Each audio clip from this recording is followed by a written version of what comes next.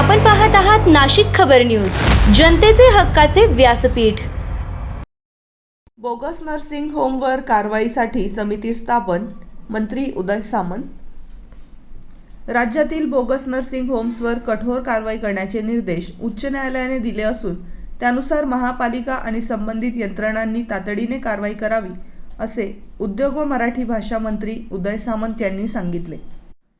यासाठी नगरविकास खात्याचे अतिरिक्त मुख्य सचिव आणि आरोग्य विभागाचे अतिरिक्त मुख्य सचिव यांच्या अध्यक्षतेखाली विशेष समिती गठीत करण्यात येणार आहे।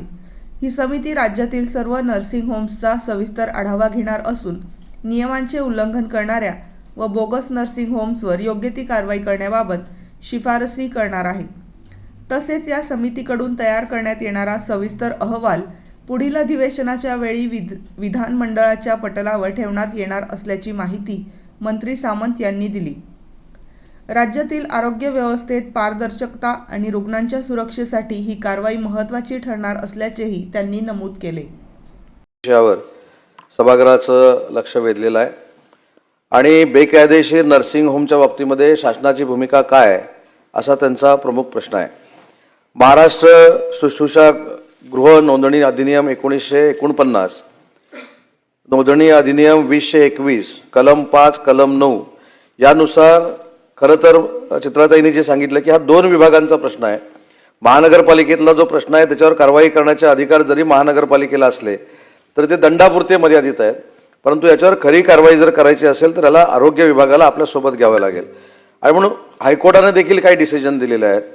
सन्माननीय चित्राताईंनी जो प्रश्न विचारला की किती नर्सिंग होमवर आजपर्यंत कारवाई झालेली आहे, किती नोंदणीकृत नर्सिंग होम ही मुंबईमध्ये आहेत, तर 1371 नोंदणीकृत नर्सिंग होम ही मुंबईमध्ये आहेत आणि 35 नर्सिंग होमवर कारवाई करण्यात आलेली आहे। पण याच्यामध्ये सगळ्यात महत्त्वाचा मुद्दा आहे की महाराष्ट्रामध्ये असेल किंवा मुंबईमध्ये असेल जी बोगस नर्सिंग होम सुरू आहेत त्या बाबतीमध्ये देखील हायकोर्टानं स्पष्ट असं म्हटलेलं आहे की याच्याबाबत महानगरपालिका किंवा संबंधित यंत्रणा यांनी तातडीनं कारवाई केली पाहिजे। आणि म्हणून सन्मान्य सदस्य चित्राताईंची जी प्रमुख मागणी आहे की कुठेतरी टास्क फोर्स निर्माण केला पाहिजे, एक समिती गठीत केली पाहिजे आणि म्हणून नगरविकास खात्याचे अतिरिक्त मुख्य सचिव आणि आरोग्य विभागाचे अतिरिक्त मुख्य सचिव यांच्या दोघांच्या प्रमुख हे दोन्ही प्रमुख असतील या समितीचे आणि हे दोघेही प्रमुख महाराष्ट्रातल्या आणि मुंबईतल्या नर्सिंग होमचा आढावा घेतील, जी अनधिकृत आहेत त्याच्यावर कारवाई करतील आणि पूर्ण जो महाराष्ट्राच्या नर्सिंग होमचा अहवाल आहे तो पुढच्या अधिवेशनाला आपल्या पटलावर ठेवतील। आणखी एक त्यांनी जे सांगितलं होतं, काही उदाहरणं दिली होती, काही बोगस डॉक्टर आणि काही त्या संदर्भामध्ये नाही, सन्मान्य सभापती महोदय, सन्मान्य सदस्यांनी जो मुद्दा या ठिकाणी मांडला त्याच्या पार्श्वभूमीवर 35 नर्सिंग होमवर मुंबईमध्ये कारवाई केलेली आहे।